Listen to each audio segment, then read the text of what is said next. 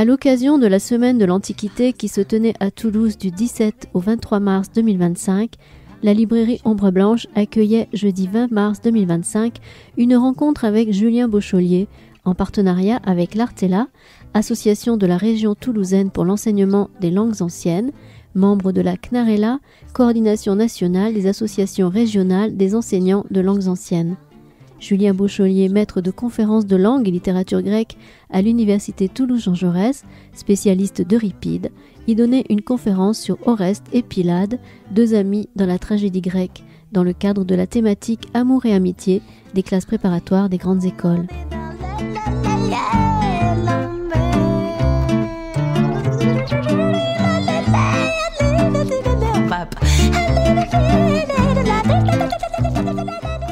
Donc, bonjour à tous. Donc, je vous souhaite la bienvenue, comme tous les ans, à la conférence organisée dans le cadre de la Semaine de l'Antiquité, initiée par l'Artella, l'association de la région toulousaine pour l'enseignement des langues anciennes, en collaboration avec l'association Périble, les étudiants du Master Mondes Anciens de l'université Toulouse-Jean Jaurès, le musée Saint-Raymond, les amis du musée Saint-Raymond, le cinéma Utopia Bordeaux Rouge et enfin bien sûr la librairie Ombre Blanche que nous remercions de nous accueillir comme tous les ans pour cette conférence. Donc l'Artella est une association membre d'une coordination nationale appelée la CNARELA et qui a pour objectif de défendre et de promouvoir l'enseignement des langues anciennes et la culture antique en général. Donc aujourd'hui, nous accueillons Julien Beaucholier, maître de conférences en langue et littérature grecque à l'université Toulouse-Jean Jaurès, spécialiste d'Euripide, qui vient d'éditer récemment les Héraclides d'Euripide dans la collection, c'est la collection Études anciennes, c'est ça ? Dans la collection Études anciennes aux belles lettres, et qui va donc nous parler d'Oreste et Pylade, les deux amis de la tragédie grecque, amour et amitié étant le thème cette année des classes préparatoires aux grandes écoles. Voilà. Roucher et André Chénier, ce soir réciter les vers que je vous ai mis à l'écran, par lesquels s'ouvre donc l'Andromaque de Racine. Oui, puisque je retrouve un ami si fidèle, ma fortune va prendre une face nouvelle. Et déjà son courroux semble s'être adouci depuis qu'elle a pris soin de nous rejoindre ici. Alors ces mots, l'ironie douloureuse pour qui connaît la suite de la pièce et bon, le destin des pauvres Roucher et Chénier, sont ceux par lesquels Oreste accueille Pylade à son arrivée en Épire chez Racine. Donc, il transpose en français une apostrophe grecque que Racine, instruit, comme vous savez peut-être dans cette langue à Port-Royal, dans les petites écoles de Port-Royal, a emprunté à Euripide, chez qui l'entrée de Pylade se signale par l'emploi répété de l'adjectif pistos, fidèle, digne de foi. Vous avez ici donc le prologue de l'Électre. Dans le prologue de l'Électre d'Euripide, donc c'est Oreste qui, comme chez Racine, emploie le mot quand il s'exprime pour la première fois. Donc Pylade, oui, tu es celui que je place au premier rang des hommes pour ta fidélité. Bon, j'ai rendu par un substantif, mais ce qui est un adjectif en grec, donc piston, ton amitié, philone, et ton hospitalité envers moi, xénon témoi.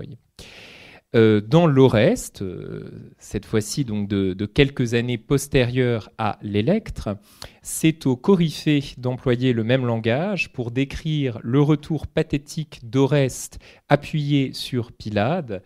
Mais voici ton frère qui s'avance condamné à mort par suffrage, et avec lui l'homme le plus fidèle de tous, donc Oté Pistotatos Panton, Pylade, qui, pareil à un frère, Issadelphos, dirige la jambe malade d'Oreste d'un pas prévenant, tel un coursier d'appoint. Alors c'est le grec paraseiros, qui littéralement c'est le cheval de longe, c'est-à-dire le cheval qui n'est pas attelé aux joues du char et qui est sur le côté. Bon, j'ai traduit comme ça avec parce que cheval de longe c'est peut-être pas très parlant, mais l'idée qu'il offre un appoint, un appui.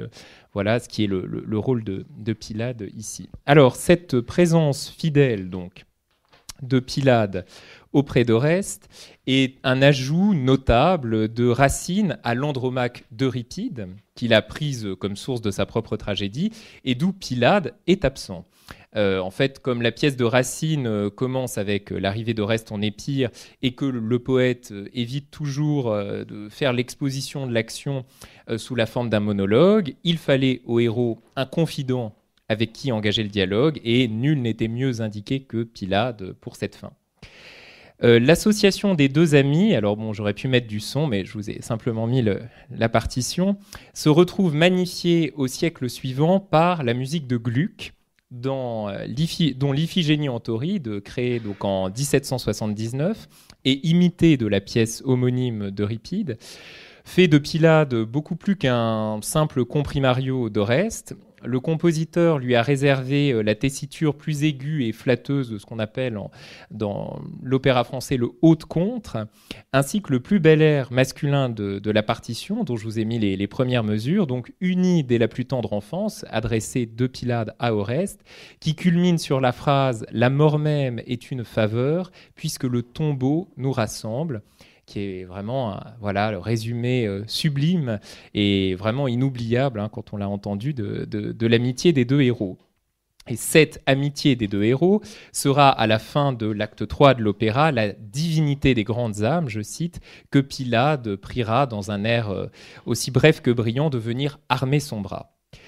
Voilà deux incarnations mémorables dans le domaine français de l'amitié d'Oreste et Pylade, qui font, je crois qu'elle a conservé pour nous une puissance de signification toujours actuelle, enfin pour autant que nous soyons des spectateurs de Racine et de Gluck. Que ce soit donc dans la tragédie française du grand siècle ou dans la tragédie lyrique sous sa forme réformée du siècle suivant, l'inspiration première est, vous le voyez bien, la même, la tragédie grecque, et plus spécialement Euripide, qui, autour des années 410, a mis en scène les deux amis dans Électre, Iphigénie en Tauride et Oreste. Vis-à-vis de cette source grecque, la situation des modernes n'est guère différente de celle des Romains de la République. Autrement dit, eux aussi étaient liés à Euripide par la même dette de reconnaissance. Dans le De Amicitia, Cicéron raconte ainsi les cris d'admiration qu'arracha au public une pièce de Pacuvius, un tragique latin du IIe siècle avant Jésus-Christ, qui constituait là encore une reprise latine, cette fois, de l'Iphigénie en Tauride, où l'on voyait, et là était l'innovation du tragique latin, Pylade se faire passer pour Oreste, dire qu'il était Oreste, afin d'être sacrifié à sa place. Le haut fait qui forme l'argument de l'Iphigénie en Tauride, à savoir l'enlèvement de l'héroïne et d'une antique statue d'Artémis par Oreste et Pylade, comptait aussi sans doute, et c'est le texte suivant que je vous ai mis, parmi donc les exploits que quelques décennies après la création de la pièce, Xénophon mettait au crédit des deux amis dans son banquet. Donc c'est un passage où Socrate, dissertant de l'amitié, de l'amour entre hommes, affirme qu'elle a l'âme et non le corps pour objet. Voilà, donc je lis rapidement la traduction. Prends encore Nicératos l'exemple d'Achille tel que l'a représenté Homère.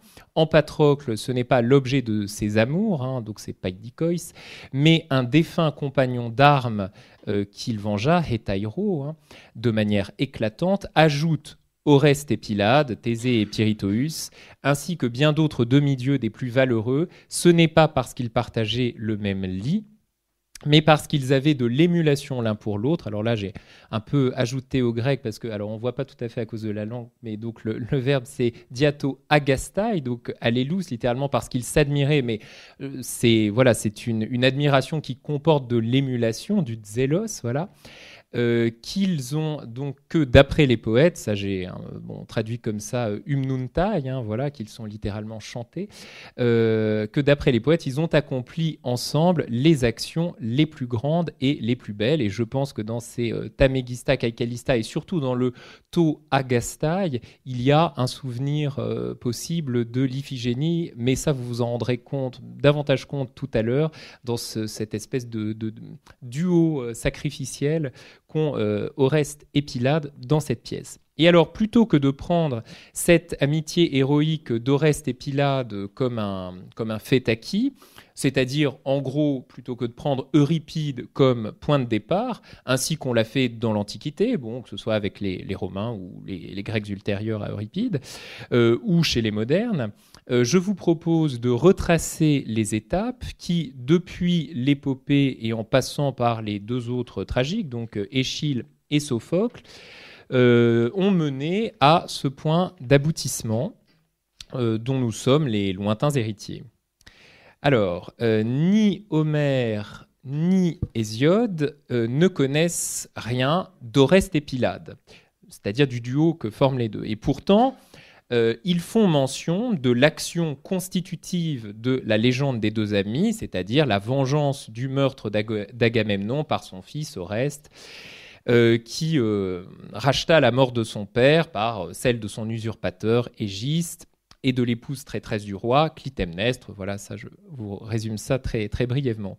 Dès le premier chant de l'Odyssée, enfin que je ne vous ai pas mis, je vous ai juste mis le chant 3, qui s'ouvre par le rappel du juste châtiment d'Égiste, Oreste est proposé par Athéna en exemple à Télémaque, le fils d'Ulysse, mais rien n'est dit alors de l'assistance offerte par Pylade à Oreste, pas plus que dans le récit de Nestor que je vous ai mis ici, récit de Nestor à Télémaque, donc au chant 3 de l'Odyssée, mais la 8e année survint pour son malheur, c'est-à-dire pour le malheur d'Égiste, l'usurpateur du trône d'Agamemnon et l'assassin d'Agamemnon, le père d'Oreste, donc survint pour son malheur le divin Oreste.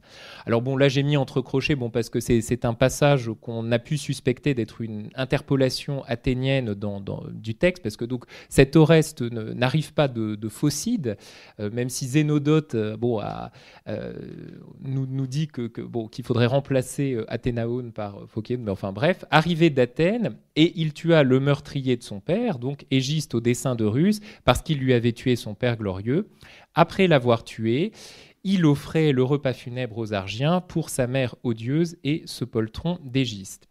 Et vous voyez qu'il est question d'Oreste, de sa juste vengeance, mais rien n'est dit de Pylade. Même chose dans le catalogue des femmes, enfin Clytemnestre à l'œil sombre enfanta dans le palais pour Agamemnon qu'il avait dompté le divin Oreste, qui lorsqu'il fut dans sa fleur, fit payer son dû au meurtrier de son père, donc Égiste, et tua son orgueilleuse mère avec le bronze impitoyable. Donc rien n'est dit encore une fois de la participation de Pylade à cette action de vengeance. C'est un écart notable évidemment vis-à-vis des tragiques et qui coïncide avec un autre que vous avez peut-être observé, qui est surtout sensible dans le texte précédent, qui est la minoration du matricide, du meurtre de Clytemnestre par son propre fils, par Oreste.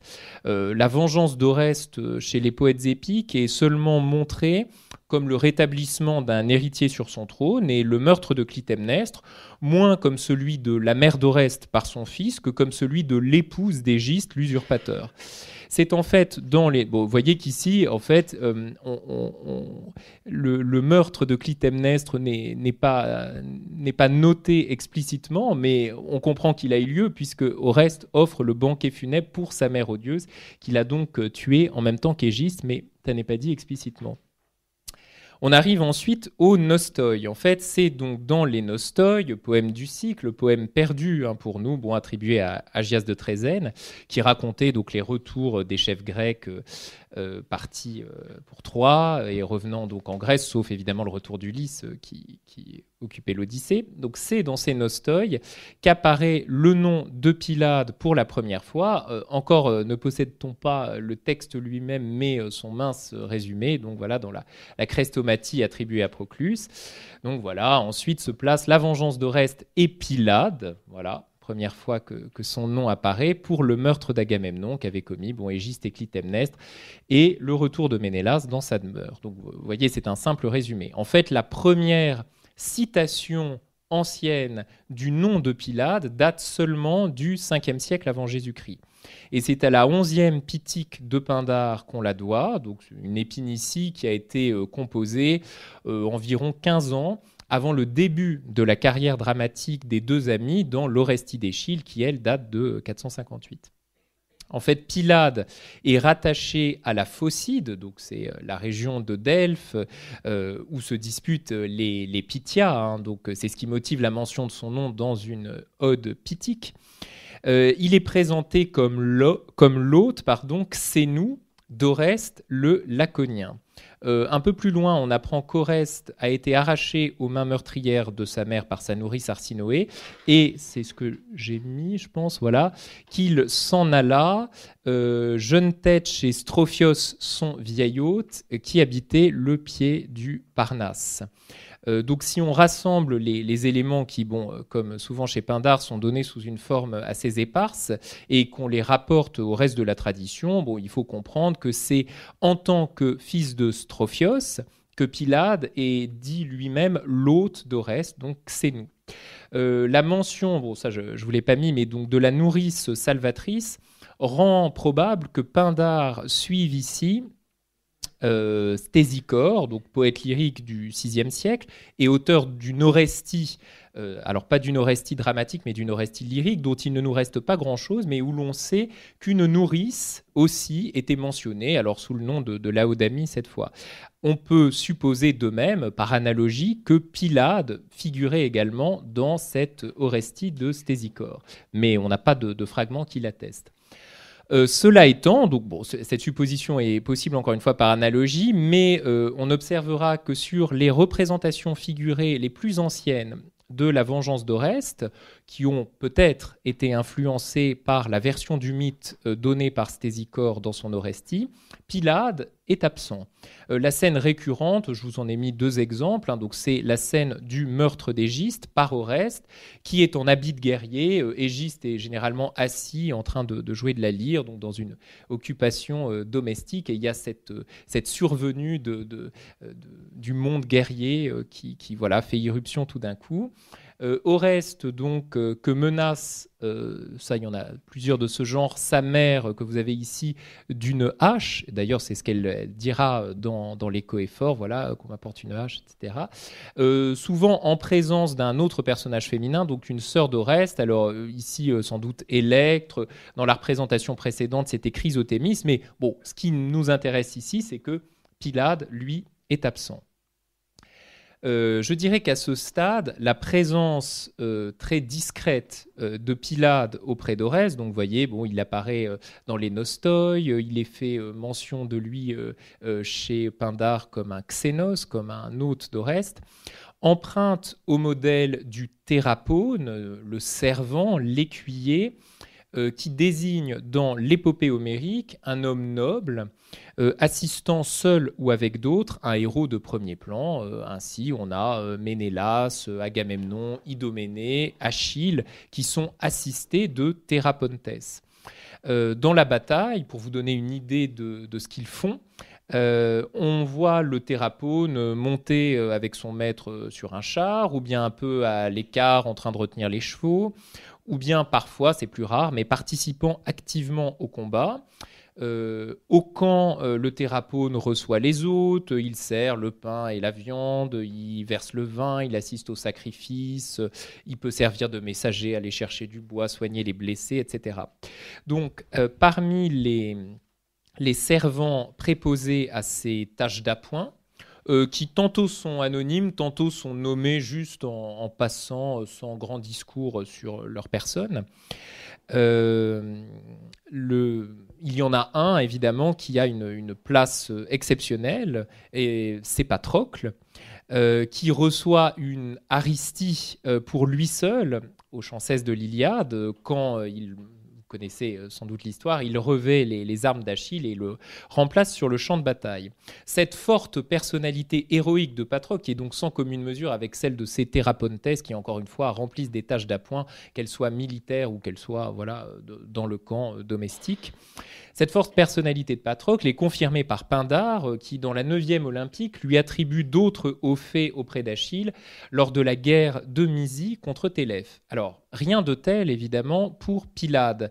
qui n'apparaît dans les sources, et ça c'est constant, que comme le second d'Oreste, dans un exploit qui n'est pas le sien, mais qui est celui du fils d'Agamemnon, rétablissant sa souveraineté sur un trône qui lui avait été arraché.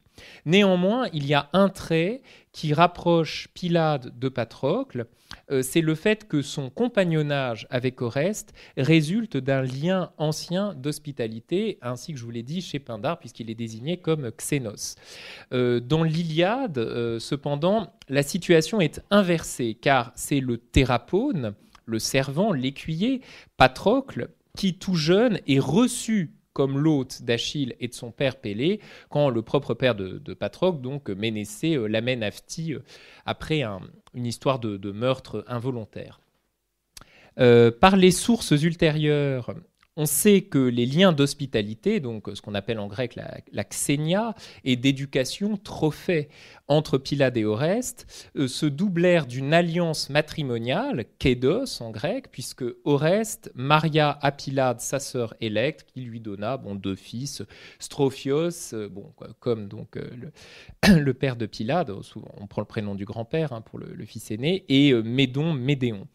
Les scoliastes et mythographes lient également Pylade à Oreste par le haut, en faisant de lui alors soit un cousin germain, soit un cousin issu de germain d'Oreste, selon que sa mère est donnée pour une sœur d'Agamemnon ou sa grand-mère pour une sœur d'Atrée. En somme, donc, l'intégration de Pylade à la famille des Atrides et les liens d'hospitalité et d'éducation qui l'attachent à Oreste font de lui tout de même un thérapone d'un genre spécial, comme l'était Patrocle, mais sans l'indépendance héroïque de ce dernier. Et les parallèles les plus proches me paraissent ceux de Teucros, le demi-frère d'Ajax, et de Diolaos, le neveu d'Héraclès, qui sont donc des parents proches, associés à la geste héroïque de leur ami et seigneur, dans l'ombre duquel ils restent constamment, ce qui n'est pas le cas de Patrocle. Mais encore une fois, Patrocle, c'est un cas très particulier, puisqu'il sert de substitut à Achille sur le champ de bataille. Donc ça explique sa place exceptionnelle dans l'Iliade. Alors j'en viens maintenant à ce qui va nous occuper essentiellement, c'est-à-dire les auteurs dramatiques. Alors en 458, j'ai déjà donné la date, Échille met en scène la vengeance du meurtre d'Agamemnon par Oreste dans la deuxième pièce de sa trilogie tragique de l'Orestie, les Coéphores, du nom grec des porteuses de libation, qui viennent rendre cet hommage au début de la pièce au tombeau d'Agamemnon. Lorsqu'Oreste entre en scène, il est accompagné de son fidèle Pylade, c'est l'illustration que vous aviez au début. Alors, on le sait qu'il arrive avec Pylade, car il lui ordonne, quand il voit approcher Électre et le chœur des pleureuses, de se cacher avec lui derrière le tombeau en forme de tertre qui occupe le centre de l'orchestra. L'état mutilé du prologue ne permet pas que l'on sache certainement si Pylade y parlait ou non, mais vu son silence constant dans le premier épisode, qui est tout occupé par les retrouvailles entre Oreste et sa sœur, il est très peu probable qu'il ait jamais parlé. En fait, dans les Coéphores, Pylade n'a d'existence qu'autant qu'il fait escorte à Oreste. Et là, on retrouve vraiment la fonction d'un thérapone. Il entre en scène avec lui, se retire avec lui, se présente ensuite avec lui devant le palais, quand Oreste, par ruse, imagine de les faire passer pour deux voyageurs phocidiens venus annoncer la mort d'Oreste, fausse mort évidemment. Lorsqu'Oreste se découvre à la vue d'Électre et qui se fait reconnaître d'elle, celle-ci n'a pas un mot pour l'interroger sur l'identité du compagnon qui suit ses pas, et précisément, Pylade est réduit aux traces de pas qu'il a laissées sur le sol d'Argos. Alors, je ne vous ai pas mis le passage, mais Électre y a décelé, c'est un des trois séméias qui sont employés pour la reconnaissance avec la boucle de cheveux et le tissu. Donc, elle a décelé sur ce sol d'Argos une empreinte de pas semblable à la sienne, qui est l'empreinte de pas donc d'Oreste, et celle d'un vague Sunemporos, compagnon de voyage. Voilà à peu près à quoi est réduit Pylade, celui qui laisse des traces de pas à côté d'Oreste. Plus tard, quand Clytemnestre accueille les deux amis, il semble qu'elle ne distingue pas même Pylade du reste de la suite d'Oreste, composée de serviteurs porte-bagages. Alors là, il y a un problème de texte. Certains ont conjecturé une forme de singulier au lieu du pluriel qu'on a justement pour excepter Pylade de ce groupe à ces indistincts de serviteurs porte-bagages, mais enfin le texte transmis ne réserve pas un sort particulier, en tout cas dans la bouche de Clytemnestre, à ce compagnon qui est là et qui assiste au reste et qui est encore une fois confondu avec de simples serviteurs. Pylade était donc ce que l'on appelle dans le théâtre grec un kophone prosopone, un personnage muet tenu par un simple figurant et non par un acteur. Depuis une innovation de Sophocle, ça c'est Aristote qui nous le dit, dans les années 460 avant Jésus-Christ, il était permis à un poète tragique d'employer 3 acteurs parlants, et non plus seulement 2. C'est Échille qui avait ajouté le 2e acteur, plusieurs décennies auparavant. De cette invention du 3e acteur, qui n'est donc pas due à lui, mais dont il a bien profité, Échille a tiré un parti remarquable dans la première pièce de sa trilogie de l'Orestie, l'Agamemnon, où après un long silence, il faisait parler Cassandre, qui révélait au cœur terrifié le meurtre qui se tramait dans le palais, le meurtre du roi. Dans les Coéphores, en revanche, vous noterez qu'Échille prend constamment soin de garder Pylade silencieux, alors même qu'il pourrait le faire parler. En effet, 2 acteurs seulement sont requis dans le premier épisode pour jouer Oreste et Électre, de même dans le 2e épisode pour jouer Oreste et sa mère. Donc, abstraitement, on pourrait employer un 3e acteur pour jouer Pylade et on pourrait faire parler Pylade. Ça n'est pas ce que fait Échille. En fait, Pylade constitue avec Oreste l'une de ses paires, dont on trouve quelques exemples dans le théâtre grec, où un personnage silencieux redouble le personnage parlant et agissant auquel il est associé par une tradition plus ancienne. Vous avez ainsi Kratos et Bia, le couple se trouve déjà chez Hésiode dans le Prométhée enchaîné qu'on attribue à Échille, Démophon et Acamas, donc 2 frères, 2 souverains d'Athènes dans les Héraclites d'Euripide, donc une pièce sur laquelle j'ai un peu travaillé. De Castor et Pollux, bon voilà, là aussi 2 frères qui vont par pair dans l'Électre et dans l'Hélène d'Euripide aussi. Sans surprise, cette réduction de Pylade au rang de simple comparse dramatique se retrouve sur le plan de la caractérisation. Aucun mot ne venant traduire son amitié avec le fils d'Agamemnon. Alors, lorsque le mot d'hôte qu'on a trouvé chez Pindare pour la première fois est prononcé par Oreste dans le voisinage immédiat du nom de Pylade, donc c'est au vers 561-562, en fait, ce n'est pas pour désigner l'ancienne Xénia qui unit les 2 amis, mais le lien d'hospitalité tout fictif qu'Oreste veut établir entre son personnage de Phocydien, je vous ai dit tout à l'heure qu'il se faisait passer pour un Phocydien en voyage venu annoncer la mort d'Oreste, et la maison d'Égis. Donc en fait, voilà, c'est très frappant parce qu'on a cette succession Pylade et Xénos, mais évidemment les 2 ne vont pas ensemble. Ça n'est pas Pylade qui est désigné par Oreste comme son Xénos. Jamais non plus, Oreste ne s'adresse à Pylade comme à un fidèle, Pistos, ainsi qu'on l'avait chez Euripide, ou à un ami, Philos. Alors, ce résumé du rôle de Pylade dans les Coéphores, qui s'inscrit encore une fois dans ce modèle du thérapone, du servant, est valable à une très remarquable exception près, donc que j'ai fait figurer ensuite, alors avec une illustration, parce que là vous avez vraiment la scène, et d'ailleurs sur l'illustration, Pylade n'est pas là. Vous avez simplement Oreste face à Clytemnestre avec une Érynie à l'arrière-fond avec ses serpents. Donc c'est l'instant le plus décisif du drame, celui du matricide. Dans cet instant-là, Échille contrevient à la règle de silence qu'il a si constamment imposée au personnage de Pylade depuis le prologue, et il lui donne 3 vers parlés, par lesquels donc Pylade rappelle Oreste à son devoir au moment où il est prêt de vaciller. Donc Clytemnestre dit justement, là c'est la scène exacte, c'est-à-dire elle découvre son sein, « Arrête mon fils et respecte mon enfant ce sein contre lequel souvent tu t'es endormi après avoir tété de tes gencives le bon lait qui t'a fait croître. Pylade, que faire ?» Bon, c'est la célèbre question. « La pudeur doit-elle me retenir de tuer ma mère ? Qu'adviendrait-il alors des oracles que l'Oxias rend à Pytho et des beaux serments qui engagent la foi ? Juge ennemi le monde entier, tous les hommes, hapantas, plutôt que les dieux. » Alors, à cet endroit-là, en fait, se rejoignent les 2 prophéties qui ont guidé toute l'action de vengeance. Bon, d'une part, il y a l'oracle d'Apollon, poussant le fils à venger le père. Bon, voilà, que Pylade rappelle ici. Les oracles, je précise que Loxias, c'est Apollon, Pythos, c'est Delphes. Donc l'oracle d'Apollon poussant le fils à venger le père, qu'Oreste a lui-même rappelé avant le grand Comos, et le songe envoyé par Agamemnon à son épouse qui lui a montré un serpent emmailloté dans des langes, tirant de son sein un caillot de sang, et c'est pour ça que la mention du sein ici est de quelque importance. En fait, ce geste de Clytemnestre, dont je vous ai mis l'illustration en face, découvrant sa poitrine pour inciter son fils à la pitié, c'est d'ailleurs ce qui se passe au départ, parce qu'il y a quand même ce verbe aidesto, meter aidesto ktanein.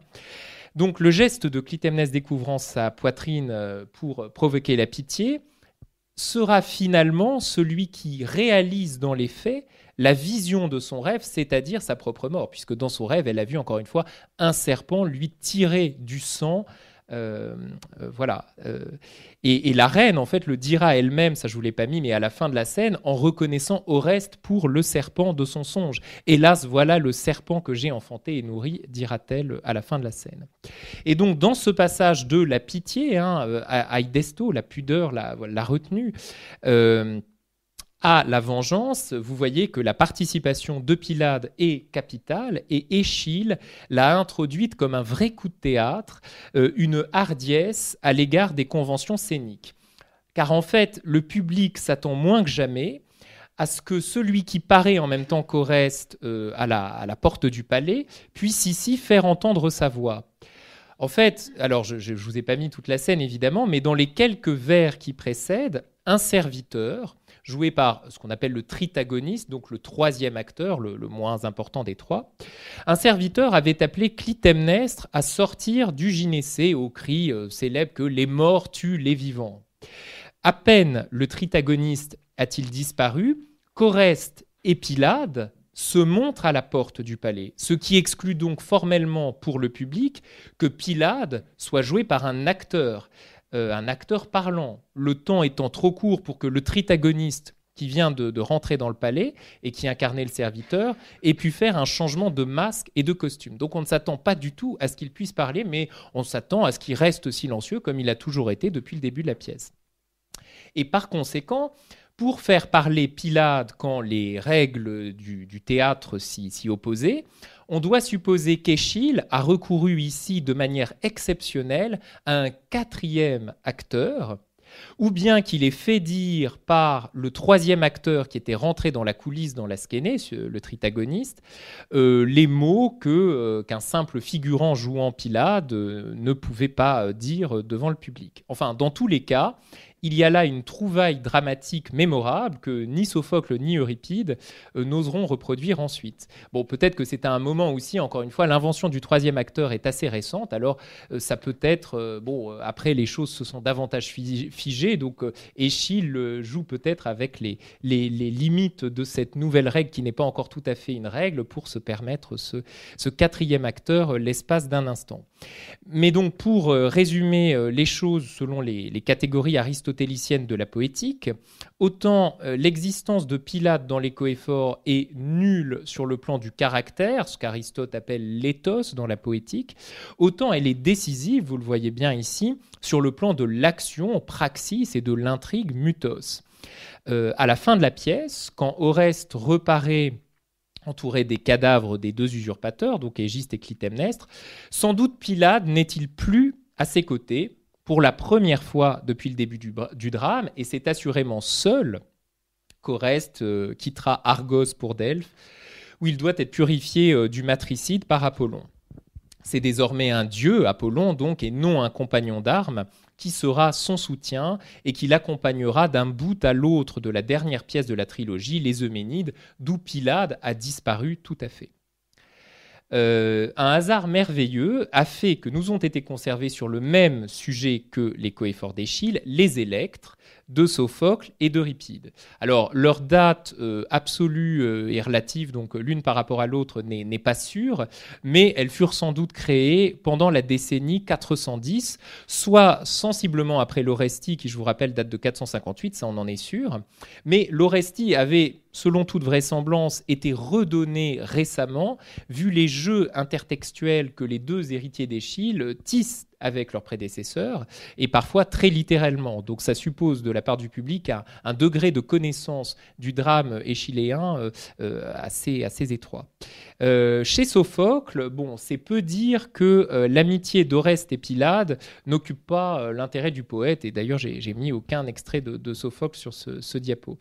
En fait, le prologue, alors qui est sous une forme dialoguée, comme c'est l'usage chez Sophocle, aurait pu offrir un rôle plus étoffé au second du fils d'Agamemnon, mais en fait c'est le pédagogue d'Oreste qui dialogue avec lui, son introduction étant nécessaire à la mise en œuvre d'une ruse en 2 parties.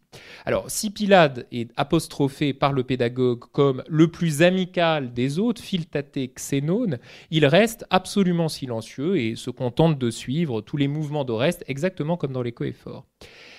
Là où Sophocle se sépare le plus nettement d'Échille, c'est-à-dire dans la représentation du meurtre de Clytemnestre comme un acte, je dirais presque facile et de pleine justice, qui n'a pas le caractère problématique qu'il a dans les Coëphores, et d'ailleurs qui arrive avant le meurtre d'Égiste, qui est la conclusion de l'action dans la pièce de Sophocle, le rôle décisif de Pylade est du même coup escamoté. Le caractère problématique du meurtre disparaît, et donc l'importance dramatique de Pylade à cet instant-là disparaît aussi. Point n'est besoin du rappel de l'oracle d'Apollon qu'il faisait dans les Coëphores, puisque les 2 hommes, juste avant d'accomplir le meurtre de Clytemnestre, ont pieusement salué la statue d'Apollon Aguilleus qui est à l'entrée du palais, donc où ils vont tuer la reine traîtresse. Pas d'hésitation non plus au moment de frapper le sein maternel. Ce geste de Clytemnestre découvrant son sein n'existe pas chez Sophocle, car la scène du meurtre s'accomplit, comme c'est l'usage dans la tragédie grecque, dans le secret de l'Askénée, du palais. Alors le meurtre n'a pas lieu sous les yeux du public dans la pièce d'Échille, mais ce dialogue entre Oreste et sa mère tient lieu de figuration du meurtre qui après se termine évidemment dans l'Askénée. Mais chez Sophocle, rien de pareil. Et donc, quand les 2 amis ressortent, je cite, la main dégoûtant de sang, Phoinia dekeir statzei, Oreste déclare, avec le sentiment du devoir accompli, que tout est comme il faut, kalos, dans le palais, si Apollon a prophétisé comme il le fallait, kalos et thespicène. C'est à une conclusion opposée qu'Euripide aboutit dans son Électre. Il conserve l'ordre des meurtres qui était celui d'Échille, c'est-à-dire d'abord le meurtre d'Égiste, ensuite le meurtre de Clytemnestre, ce qui a quelque importance parce que Euripide fait culminer la pièce sur le scandale que constitue le meurtre d'une mère par son propre fils. Et sitôt l'acte commis, Oreste et Électre s'en repentent amèrement dans un comos de lamentation qui répète et inverse le comos de vengeance qu'ils avaient chanté sur le tombeau de leur père dans les Coëphores. Étrangement, pour ce qui regarde Pylade, ce renversement dans la représentation du matricide produit le même effet que sa légitimation chez Sophocle, c'est-à-dire la minoration du rôle de l'ami d'Oreste. Certes, il est davantage question de Pylade chez Euripide que chez Sophocle. C'est l'extrait que je vous avais mis au début, l'ami fidèle qui seul respecta Oreste dans son exil, le concours valeureux qu'il apporte à Oreste dans le meurtre d'Égiste est noté dans le récit. Électre lui offre une couronne de vainqueur quand il revient avec Oreste et le cadavre d'Égiste, et elle le désigne comme le paraspistes, c'est-à-dire le camarade de flanc du héros.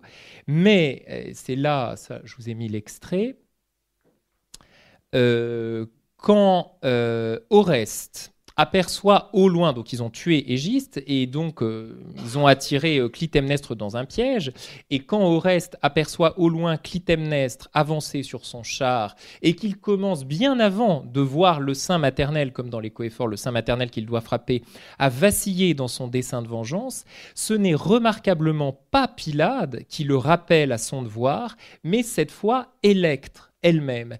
Et le dialogue du frère et de la sœur, dont je vous ai mis un petit extrait ici, mais le plus significatif, je crois, au lieu de réaffirmer la volonté du dieu, comme c'était le cas dans les Coëphores, où on rappelle l'oracle que l'Oxias rend à Pytho, jette le soupçon sur la source d'où elle émane. Fût-ce un génie vengeur, un Alastor, qui dit ces mots sous l'apparence du dieu, en s'étant rendu semblable au dieu, apeikasteis Théo, Électre répond, assis sur le trépied sacré, donc à Delphes, non, je ne le crois pas.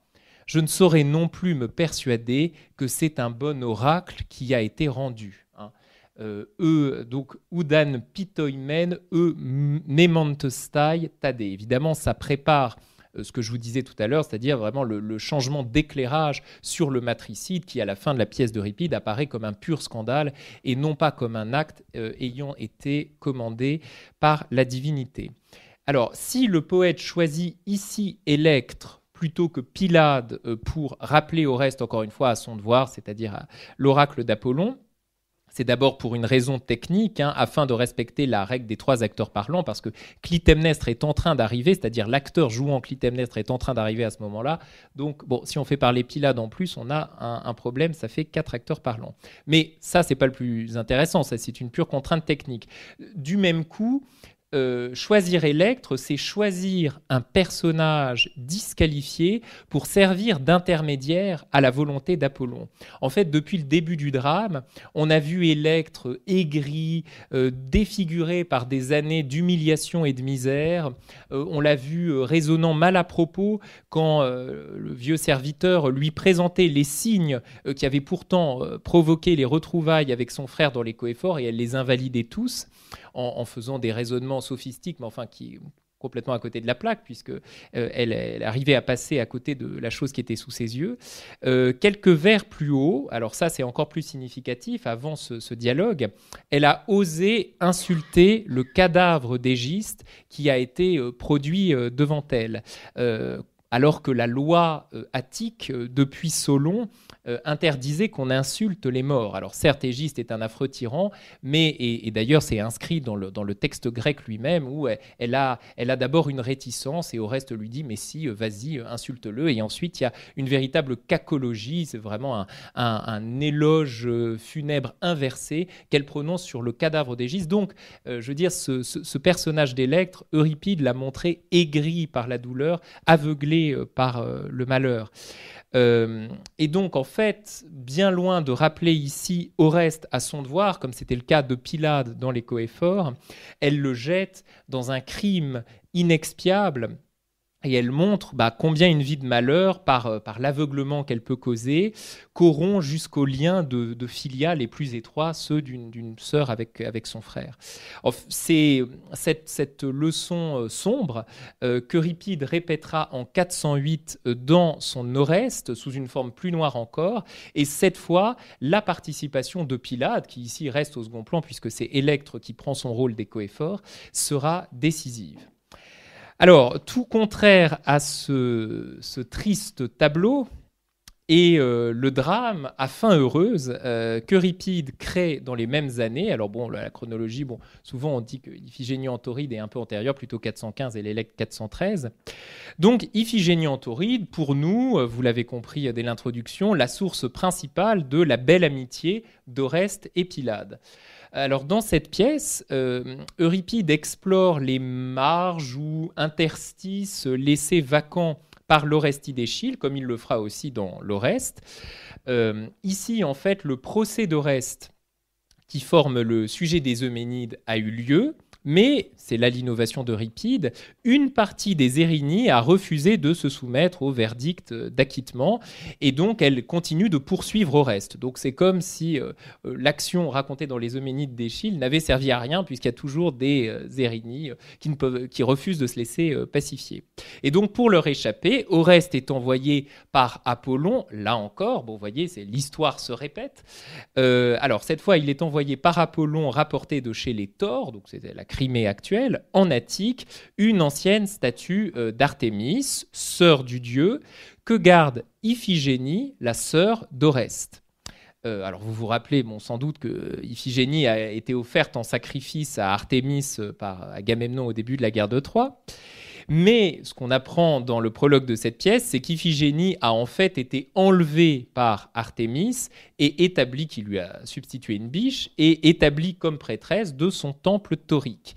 Et dans cette terre barbare des Taures, elle pratique des sacrifices humains semblable à celui qui a failli lui coûter la vie à elle. Donc vous voyez, bon, il y a des effets de compensation, de symétrie qui sont assez remarquables. Alors quand deux Grecs trouvés sur le rivage lui sont amenés, Oreste et Pilate donc, elle se propose de tuer l'un et d'épargner l'autre pour l'envoyer porter une lettre d'elle à sa famille à Argos. Elle veut d'abord immoler Pylade, le seul dont elle connaisse le nom, parce qu'Oreste a refusé de donner le sien, mais Oreste s'offre immédiatement à la place de son ami, et c'est l'extrait que je vous ai mis, c'est moi qui dirige ce navire dans les malheurs, lui s'est embarqué avec moi, sum plei, pour partager mes épreuves. Et alors, ensuite, Iphigénie admire, donc elle accepte et elle admire cette marque d'amitié. Admirable courage, l'aime Ariston, quelle doit être noble la souche, la racine dont tu es issu, tu es vraiment l'ami de tes amis, tois philois tortos philos. Alors dans cet acte de substitution donc d'Oreste à Pylade, qui devait être le premier sacrifié, on ne peut s'empêcher de voir une correction d'Euripide au rapport entre Achille et Patrocle. Alors si vous vous rappelez, donc, dans l'Iliade, Patrocle mourait pour avoir remplacé Achille sur le champ de bataille, et Achille acceptait la mort qui lui avait été annoncée par Thétis pour venger son ami et tuer Hector.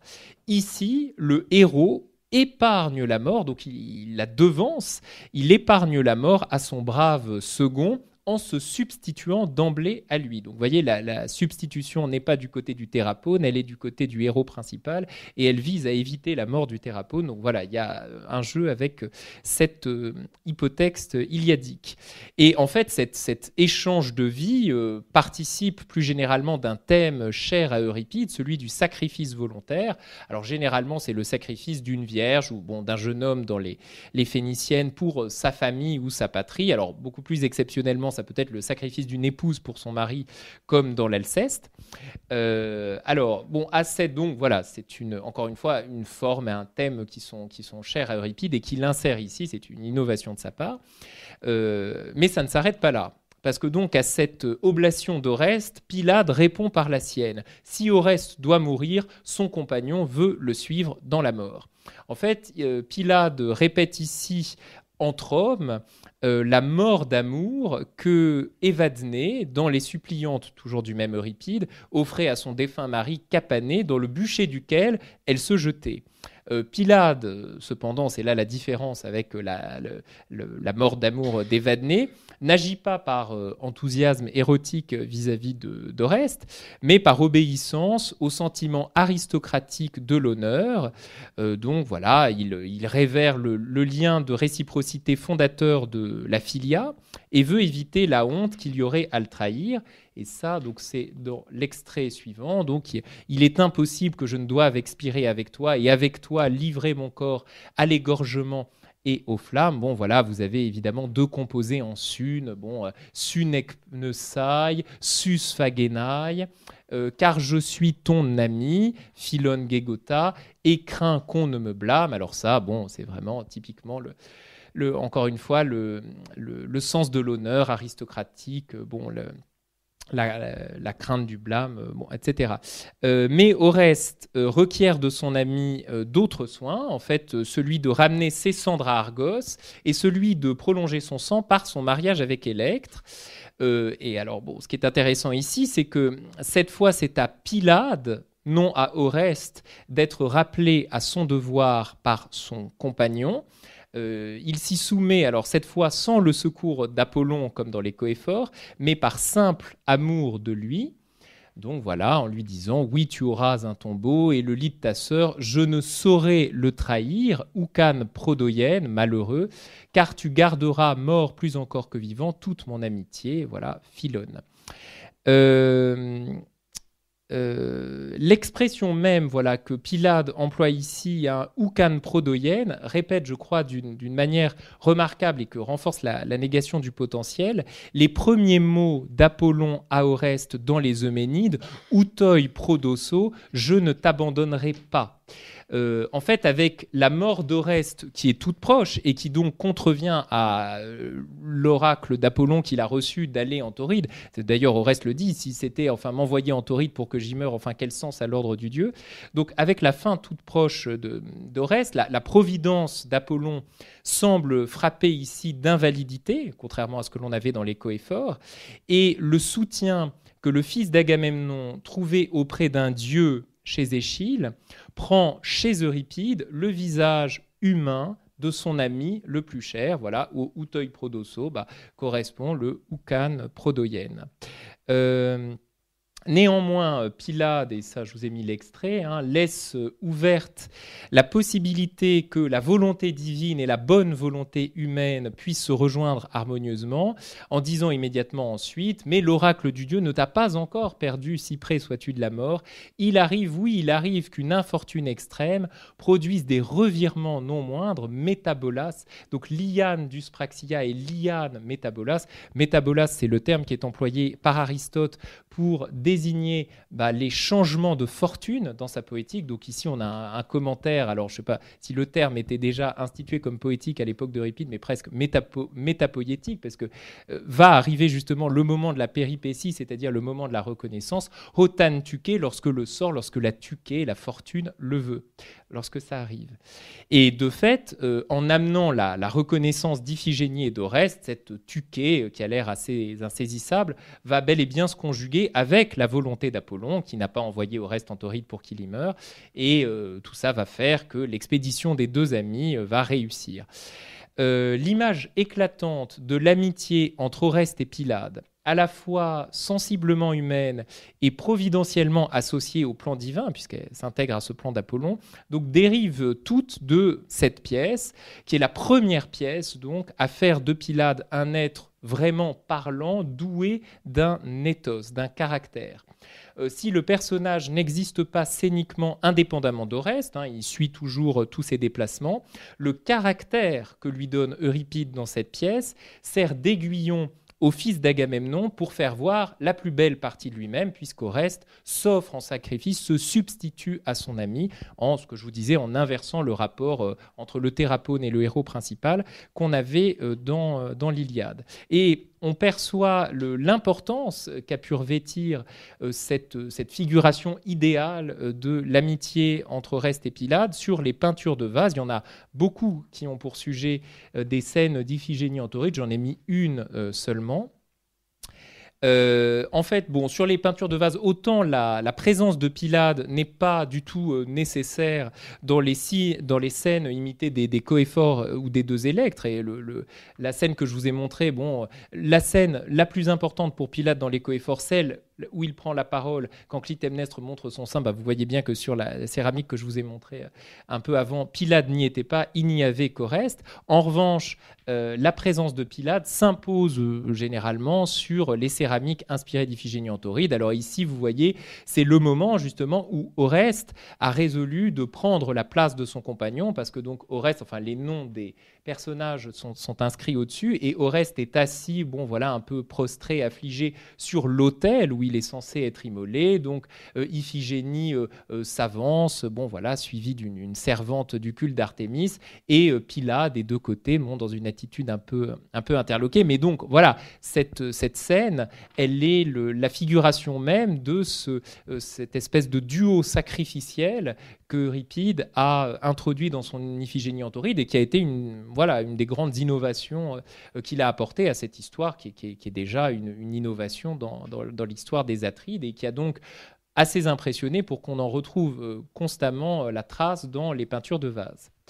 Mais je ne vais pas finir avec Iphigénie en Tauride, parce qu'il fallait sans doute le génie noir de celui qu'Aristote appelle dans la poétique le plus tragique des poètes, donc Euripide, pour offrir à ce beau tableau le répondant sinistre que constitue l'Oreste, créé quelques années plus tard, en 408, là on a la date.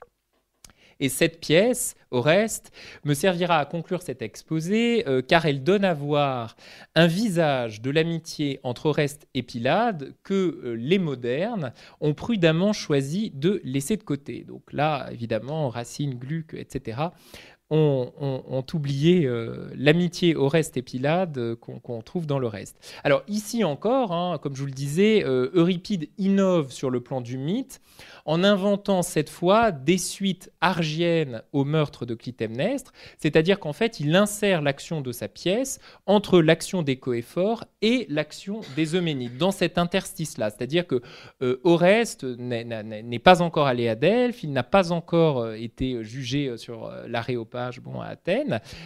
On est encore à Argos, et à Argos, il doit être jugé, cette fois par les Argiens, pas par les Athéniens, et bon... donc c'est une pièce vraiment très sombre parce que alors Oreste apparaît vraiment comme un malade, on dirait qu'il souffre du mal sacré, poursuivi par les visions des Érinies, Électre est impuissante à l'apaiser, et donc les deux enfants d'Agamemnon doivent être jugés par les Argiens pour avoir tué leur mère. Ménélas, tout juste revenu de Troie, ça c'est ce qu'on trouve déjà chez Homère, il revient pile à ce moment-là, leur refuse son aide. Et dans ce climat de désespoir, l'arrivée opportune de Pylade dans le cours du deuxième épisode apparaît comme la lumière du salut. Alors, il s'agit pour nous de la première et aussi de la dernière action scénique indépendante du personnage, indépendante de tout mouvement d'Oreste. Vous avez vu que jusqu'à présent, c'est pas s'attacher à ceux d'Oreste. Là, dans le reste, chose exceptionnelle, Pylade arrive de lui-même. Bon. Ça signale assez l'importance de son apparition.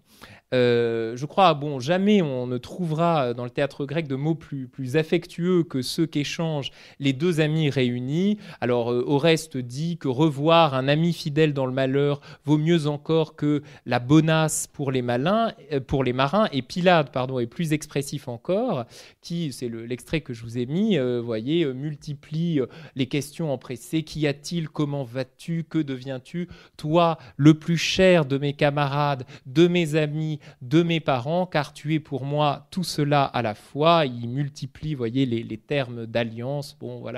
Hélicone, Philone, Sungeneias. Ça a à voir avec le fait que donc Pylade est un cousin plus ou moins éloigné d'Oreste. Alors qu'Oreste désespère de son sort, c'est Pylade qui l'incite à comparaître devant l'assemblée des Argiens pour défendre sa cause, en lui représentant la lâcheté et qu'il y aurait à attendre la sentence sans rien tenter. Et donc vous voyez que comme dans l'Iphigénie en Tauride, l'héroïsme et l'amitié vont à nouveau de pair.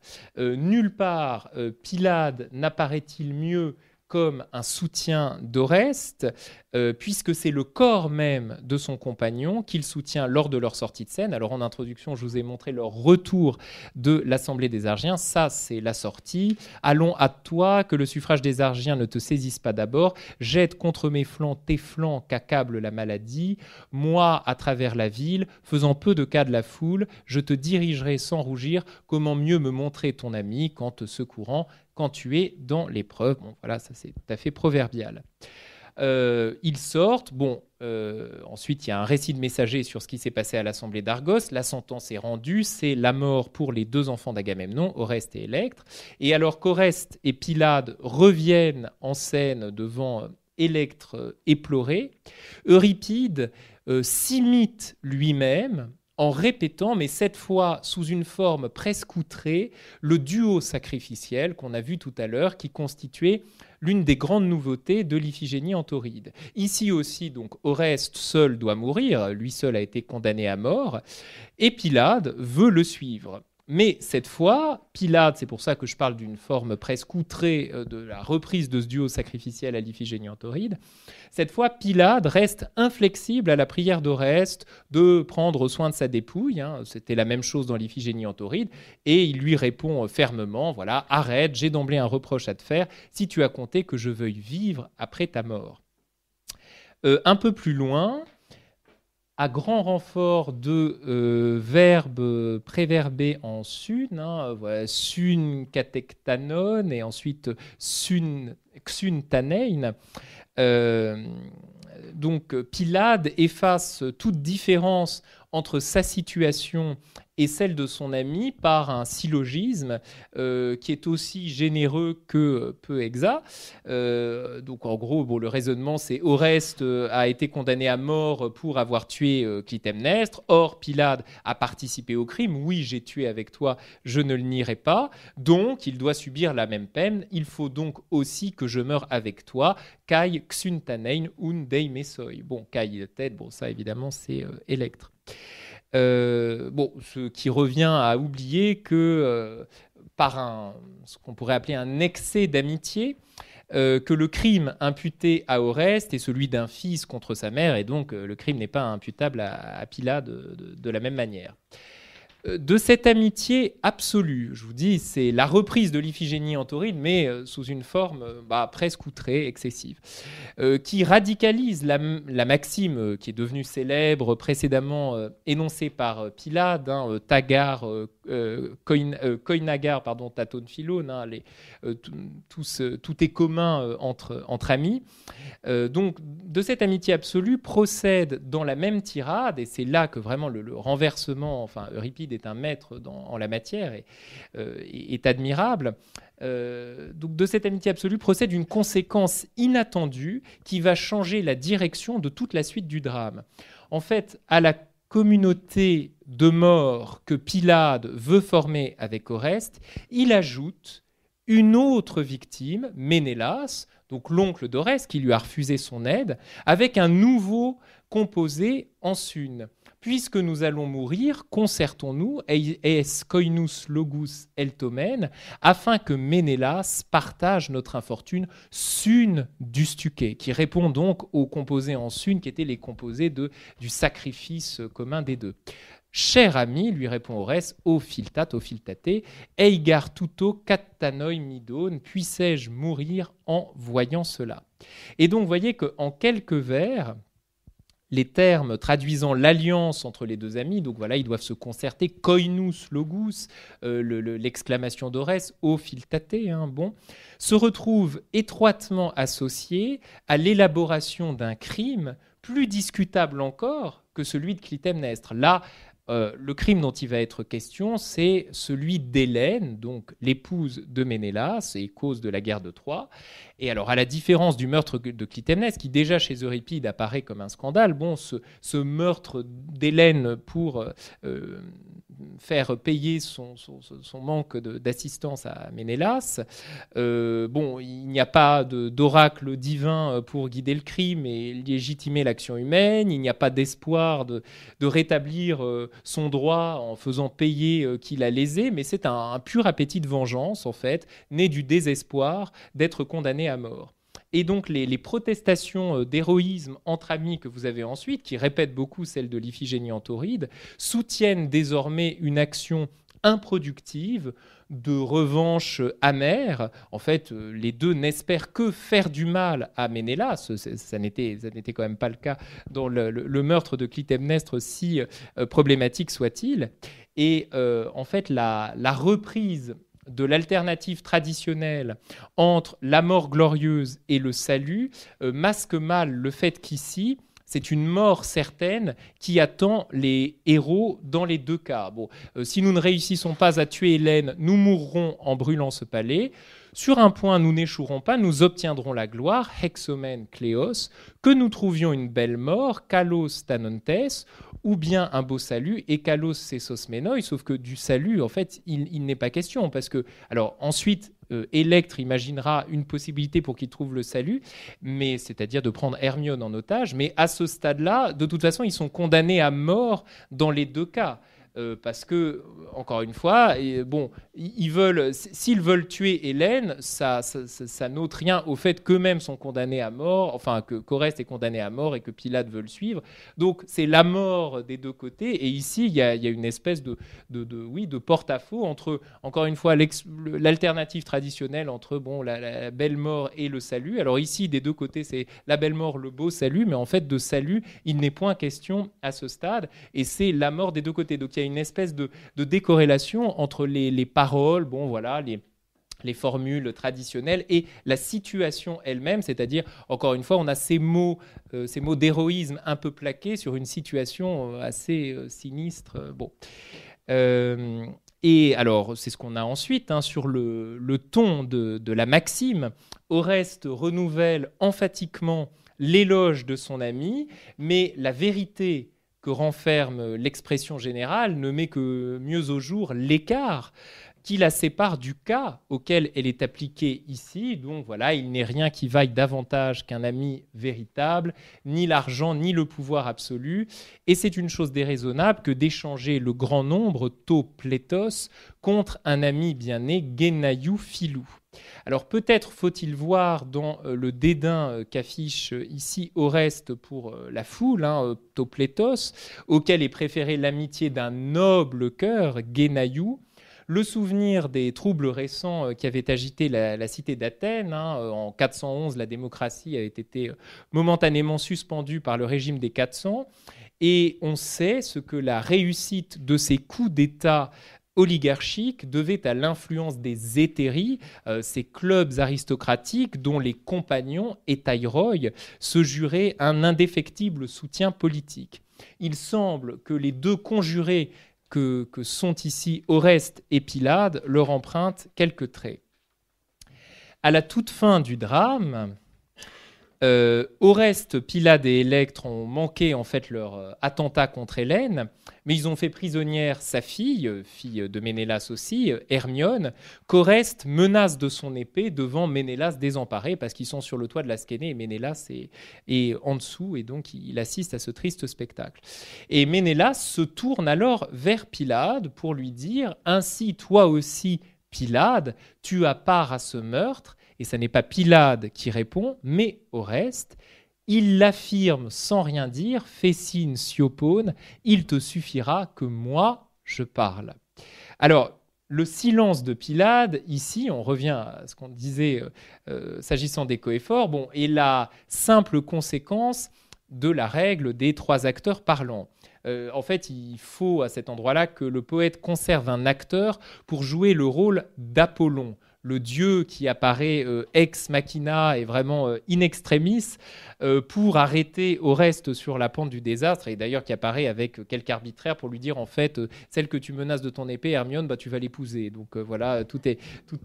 Donc c'est vraiment le Deus ex machina le plus plaqué, le plus arbitraire de tout le théâtre d'Euripide, où vraiment on se demande s'il pouvait présenter la chose comme sérieuse. Et donc voilà, il y a une raison technique qui est qu'encore une fois, vous avez Ménélas qui parle, vous avez Oreste qui parle. Si on fait parler Pylade, ça veut dire qu'on ne peut pas faire intervenir 2 troisièmes personnages parlants, sauf si on fait sortir quelqu'un. Donc, il y a une raison technique. Mais rien n'imposait à Euripide que Ménélas prenne ici Pylade à témoin pour souligner ce silence forcé. Parce que quand même, ça, c'est pas banal d'avoir Ménélas s'adressant à Pylade et Oreste répondant à Ménélas pour dire il est d'accord, mais il ne peut rien dire. Ça, c'est quand même assez exceptionnel dans le théâtre grec. Il est permis de penser qu'il y a là un écho à Échille, un écho qui est là pour faire apprécier un écart au public. Vous vous rappelez, dans les coéphores, Pylade s'était tue pendant tout le drame pour ne parler qu'à l'instant décisif du matricide et rappeler la prophétie d'Apollon. Dans l'Oreste, au contraire, Pylade n'a cessé de parler et d'agir, sauf ici, à la toute fin, où il force Apollon à venir lui-même dénouer le drame que les hommes ne savent qu'aggraver. Là où Échille avait sans doute enfreint la règle des 3 acteurs parlants pour rappeler par la bouche de Pylade que le matricide n'était pas sans raison, Euripide la respecte ouvertement, en disant qu'il ne fera pas parler Pylade. Il la respecte ouvertement pour empêcher tout mot raisonnable d'interrompre un meurtre inique, celui d'une pure innocente Hermione, qui n'a rien demandé à personne.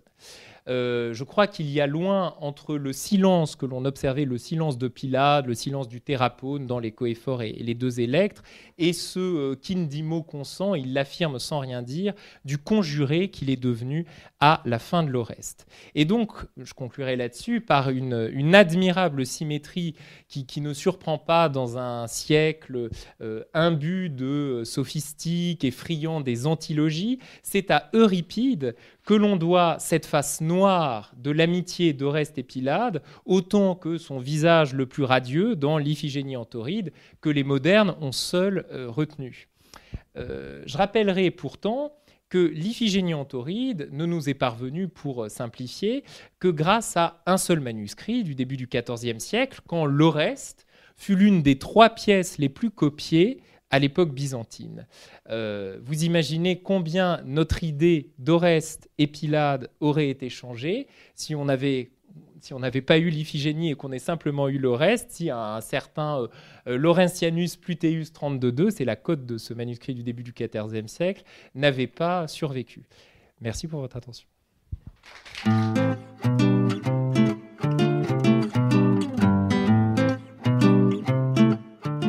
Vous venez d'écouter une conférence de Julien Beaucholier, Oreste et Pylade, 2 amis dans la tragédie grecque, enregistrée le 20 mars 2025 dans le cadre de la Semaine de l'Antiquité qui se déroulait du 17 au 23 mars 2025 à Toulouse. Réalisée et mise en onde par Radio Radio en collaboration avec Radio Radio Plus et Radio Terre.